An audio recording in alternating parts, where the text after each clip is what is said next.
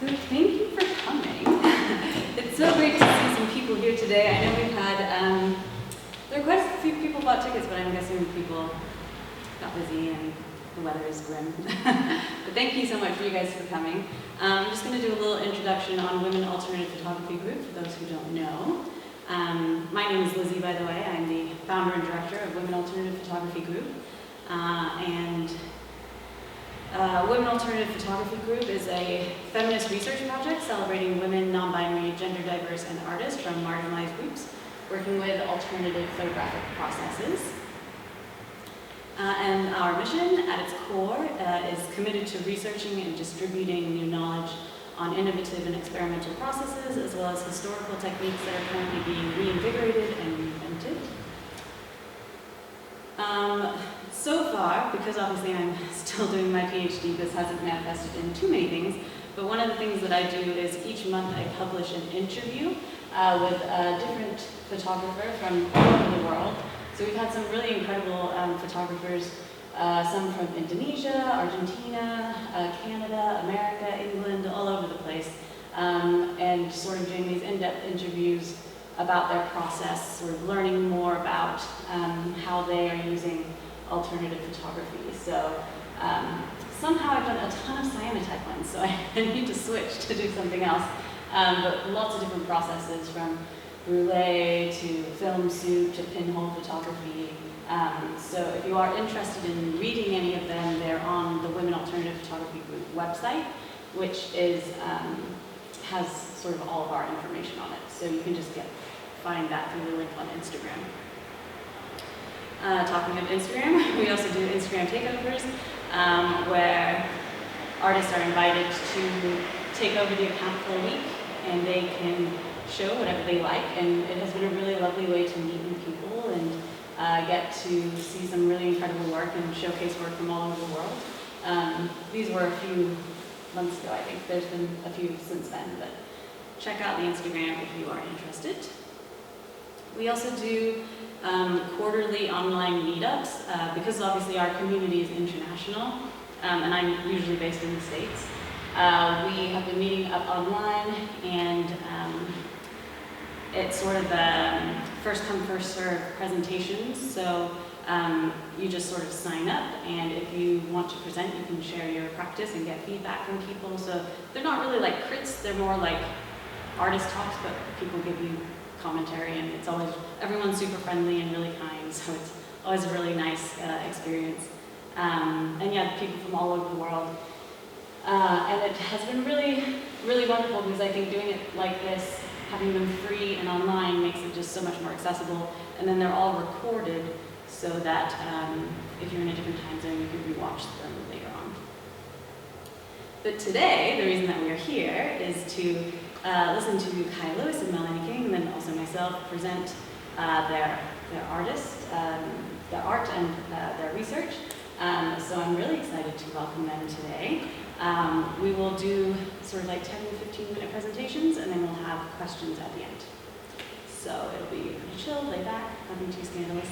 Yeah.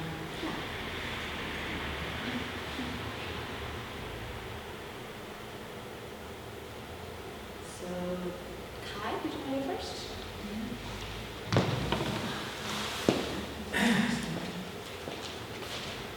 Some water. There's some water. I will take this.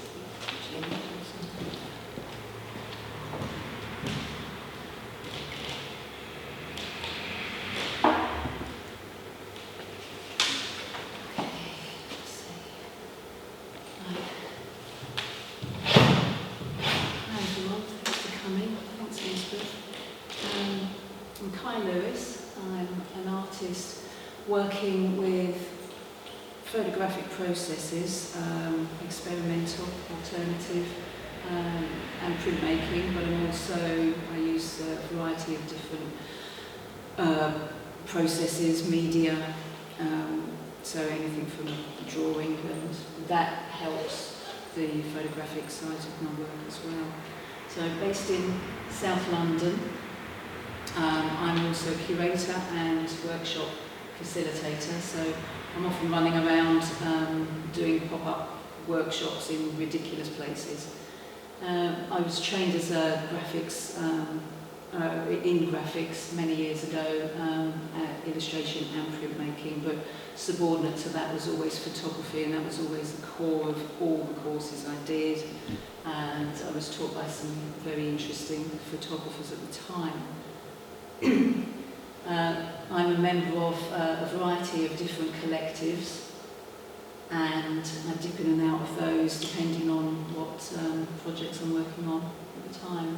So I'm going to give you a quick overview of the 3 main projects I've worked on in the last horrifying 6 years. Lots going on in between these, but these are all sort of long form. So Searching for Light, a Solargraphic Germination, started in March 2018. It was around about the time one should actually be putting seeds into the ground, and I was on my allotment. I'd already placed lots of solagraphs, which are pinhole cameras, and they're long form, long durational exposures. And I started wondering whether or not, depending on the aspect of those cameras and position of seeds, whether or not that affected germination. So for some bizarre reason I decided to place them inside the cameras, seeded small film pots with a variety of different plants in the hope that they'd germinate. So over the course of 60 days, the 24 cameras which I put out were exposing, and it was double durational, so I was also looking at the transit of the sun as well as the growth of the potential growth of the plants. At the end of the 60 days, I managed to retrieve 22. 2 of them had gone missing, and I recorded everything that was on the silk gelatin paper within them, and these are some of the results. So this was obviously inside a greenhouse. You can see, not familiar, the lines panning across are the transit of the sun each day, assuming we have it, and the breaks in them are the cloud cover. So this here is actually the seed, and that's the shoot. So that one worked. As did this. Any of the artefacts on the edges are down to ingress from water, pollen, spores. There was some mould in some of them starting to grow, which was quite interesting in itself. So as you can see, they were all definitely trying to grow towards the pinhole. The different aspect depended upon the angle, whether or not it was presented portrait or landscape, when it was strapped up to trees and fences. And this one really highlights the spores and everything that were on the surface of the gelatin. Some of the exhibitions it's been in, and with the most recent being Porous Light, which was in Shoreditch last October. So moving on to my next project, Ness, which still is not finished, started in 2019 and came about with the diagnosis of my father's dementia. And made me think about the fact that we should be gathering stories and revisiting places, and the importance of that before losing the ability to share those. So I chose 6 key places locally in the southeast, to where we used to visit, and decided to spend time by using pinhole cameras and large format pinhole cameras as well, using X-ray film and making these long exposures in the places where I remembered as a child we used to go, whether it was picking blackberries, or we would walk along and pick up detritus from the beach. And a lot of these images really resonated with me emotionally. So it was an interesting thing to actually revisit and really look at them from that point of view of remembering and, you know, the loss. The scratches on these have been introduced because from each place I visited, I would take a film pot of the soil, sand, whatever substrate was, you know, easy to carry away. And I would take that back to the dark room and then actually make marks with that on the surface of the neg or on the print itself. The colour, this is all black and white paper, the colour is introduced to provide emotion, and it's also, it provides contemplation. It's a period I will sit there and I'm actually painting with light and chemicals while just after the images are developed. So it's a time for that contemplation. So from these, as you can see, sometimes there is repetition within the images as I'm trying to gain just the right feel.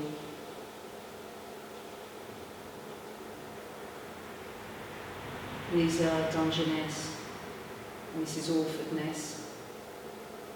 And they all have some sort of commonality to them, other than the fact Ness is the suffix of each of the places visited. But they're all very wild, desolate.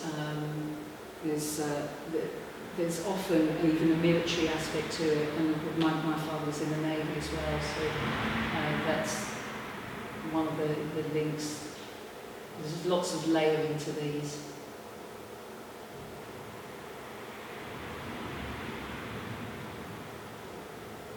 So, moving on to the next.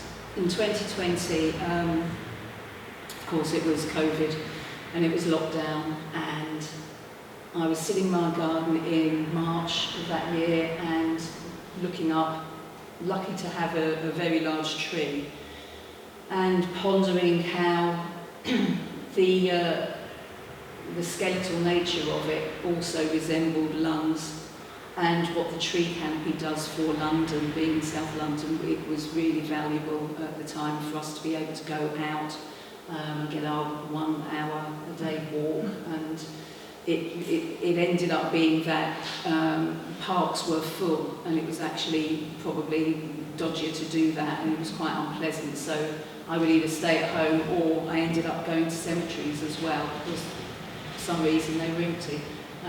But this project became very much about how trees are absorbing the pollution for London, and our lungs were also absorbing the contamination from COVID. So I was just making that sort of visual analogy.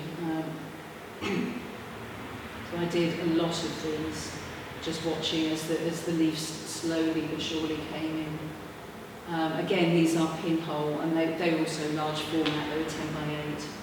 So once we were able to leave our homes, go out into the wider areas, I started looking at specimen trees and in our local parks, and discussing with people how they felt about those trees, whether or not those had been, you know, sort of well tended and well appreciated, and certainly during lockdown.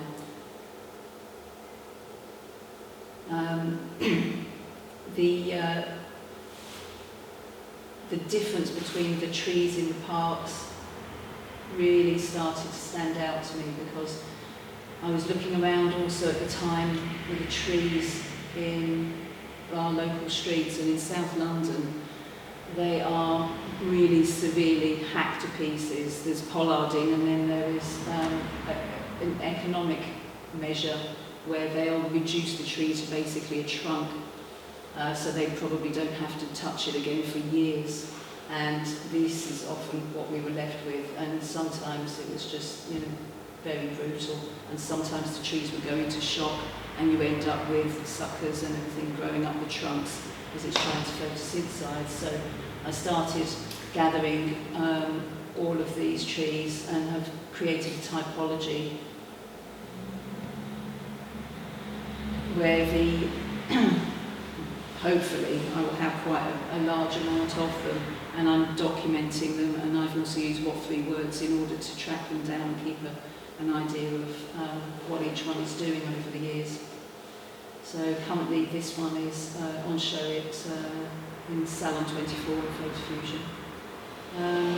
At the same time I was doing this, literally a few miles down the road, there was a tree massacre where 131 25-year-old oaks were cut down in the matter of a few hours in one Saturday morning. And I was called by a friend who maintained the site, and they were then, everybody was meeting there and horrified. So I took along my pinhole camera, as you do. So I was working with 4x5 on site, and I photographed the space. It was very shocking, really quite depressing, and silent. Everything. It had been a really special site. There were self-seeded oaks, and now that whole generation was gone. So as a result of that, I'm still working with them, but I've made a book, just a small limited edition book, Laparello, and that's also available. But it was just seeing all of those images together was quite shocking. Also, whilst on site, I collected all the oak galls. I also took oak leaves and some of the bark, and I will be making oak leaf paper. These are cyanotypes, which have been toned with the oak galls from the tree in the image. So I'm planning to actually produce 131 of these. These were recently shown at Symbiosis a couple of weeks ago. So far I'm on about 55, and slowly but surely I'll build up to 131, and that will be a book in the end. So, thank you.